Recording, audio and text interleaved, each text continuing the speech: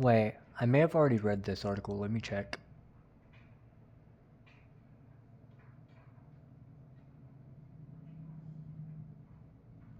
No, I think I have not read this article.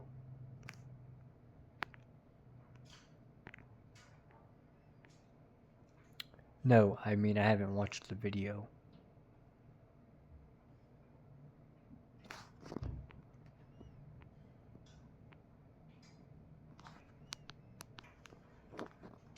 A piece of Memphis motorsports history is roaring back to life. The IHRA, International Hot Rod Association. You son of a... With Gemini and Gmail, AI summarizes lengthy emails and threads, so you can get through your inbox faster from wherever you are. Take the effort out of email. That's Google Workspace with Gemini. Association has officially acquired the former Memphis Motorsports Park in Millington. That's a track that has hosted major racing series, legendary drivers, and countless family memories over the decades. Well, joining us this morning, IHRA President Leah Martin with more on the new vision for what this iconic property will become. Hi. Hi. Wow. Okay, so tell me how this all began. I mean, this facility has seen legends race here, families pack the stands. When you first walked the property, what were your thoughts about the history and all? I mean, it's just amazing. You can feel it. We were out there yesterday all day, and it was interesting. There was community members just coming by. I saw on social media last night people posting, like, they're out there working. But you can see just pieces of the history of the businesses who have supported it, the racers who have supported it. There's like, it's torn and tattered, but it's still there. And so now, yes, you have the bones. Well, what did it mean for IHRA to bring the property to full circle, right? Make the acquisition, and what led up to that? You know, Daryl, the owner, he used to come to this. He got teary-eyed yesterday talking about tearing down buildings because of the history that's here. And so for us, it's really just about restoring something that was phenomenal in the racing industry. If you were 4 hours from this track, you came and raced here. And so just getting that back to the community. Okay, let's talk about what we can expect. I mean, it's not just drag racing, right? There's more. Right, Explain. yeah. So there's circle track racing as well, so like NASCAR. There is a dirt track coming back, and that's first time we've said that. So dirt track, breaking news, breaking sports news. Yeah, it is for the sportsman racer. That's a great thing, actually. And so there's not one here locally at all to be able to run. And so we'll have dirt track racing, and then also bringing in amphitheater.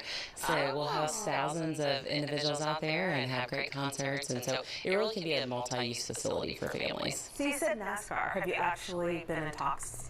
So we actually just purchased a track in Rockingham, and we're hosting one of the NASCAR events there. And so we will be, pursuing that here as well. Ooh, bring it on, bring it on. Okay, so late 1980s when it opened, and we talked about some of the events. Why was it important to have legacy instead of starting from scratch? Because you could have gone anywhere, right? Right. I just think that, again, if you've raced in the racing community, 4 hours plus, you've been to Memphis. We have Larry Morgan here with us on this trip, and he's an iconic racer, and he walked through, he's raced here for 30 years. And so I just think that the history that's here in Memphis, bringing that back for the community is great. So you talked about some of the things that we're going to see on the property. What types of events do you anticipate? Because you smiled and noticed that you went, There is something there, guys, that they can't share yet. There are. So there's great. We're going to bring a lot back, really. So we, again, just bringing an amphitheater that's new, that hasn't been there, hosting concerts, hosting venues. We have our Nitro Series, our Sportsman Series all here this fall. And our anticipation, I'm booking concerts for the end of the fall. So just bringing all these events back to, that haven't happened out there in years and years and years. So. Right, so it's space making, it's bringing families together, that kind of thing. And talk about the acquisition, right? There is an impact. Like Millington is one of the fastest growing cities in the state. And so talk about how this impacts both Millington and the county and the state. Well, the amount of just heads and beds that we come in, right? That'll come in and use the facility, but not just for these big events, but it is a weekly racing event now. And so people can come out and use that. And so you'll continue to see businesses. The airport will be impacted. A lot of the big events. I'm curious to see if they'll do track rentals and crap. and if they do test and tunes and whatnot, because I know they used to do that back when it used to be open. So I'm kind of curious, because if they do test and tunes and stuff, then you know that Fox Body Mustang that I told you about that our friend has, and I showed you the best 60-foot, best 330, best 8th mile ETA mile per hour, and best 1,000-foot and best quarter-mile ETA mile per hour. Try to get his car back out there after we install the aftermarket suspension on it. See what that does, if that helps any at all, which it should, even though it's tire limited as well, because it's still on, I don't even know what tire. Events when you have the big Nitro Series or the big Cup events, people are coming in, bringing with on their private jets, and so there's a lot of impacts people don't think about.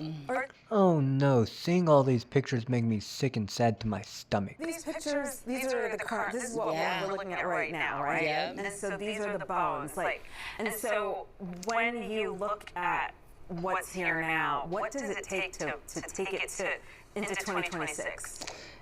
Most of it's coming down.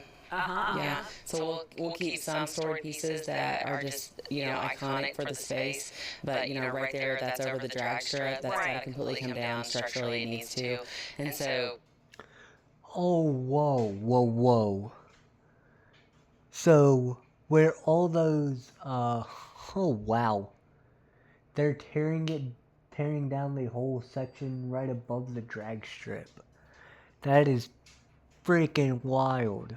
So literally today, buildings are coming down out there, and we have a groundbreaking tomorrow, and it'll come to life very quickly. Oh my goodness, what a big...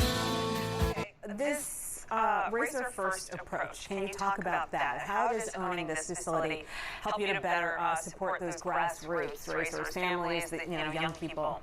Yeah, so I think that by us owning the facilities, we can control the prices, right? So for families to be able to access and come out, and kids say, I want to be a racer one day or be able to participate, we can control the junior series, the sportsman series. So, yeah, I mean, it is substantial for us to be able to own our tracks and ensure that we have really safe, good, affordable places for people to race. Okay, let's just propel ourselves into the future. Where do you see this 5-10 years from now?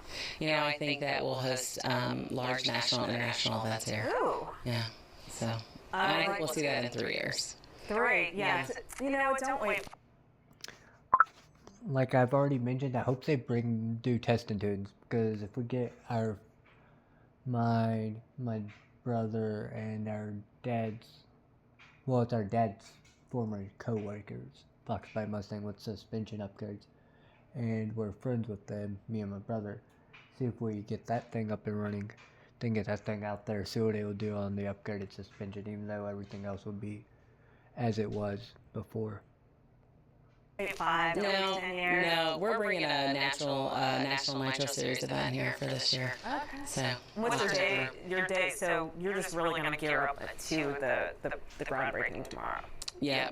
I mean, so yeah, we are going to St. Jude today and visiting. We did a donation, a $10 million donation to St. Jude. What? IHRA $10 million donation to St. Jude? That's freaking awesome. Yeah. So, wow. Yeah, so we're going out there and then meeting with just a lot of elected officials and getting to know the community. Okay, well, thanks for investing not only in the community, but St. Jude as well. A treasure. Yeah, it's great. All right, thank you so much, President of IHRA.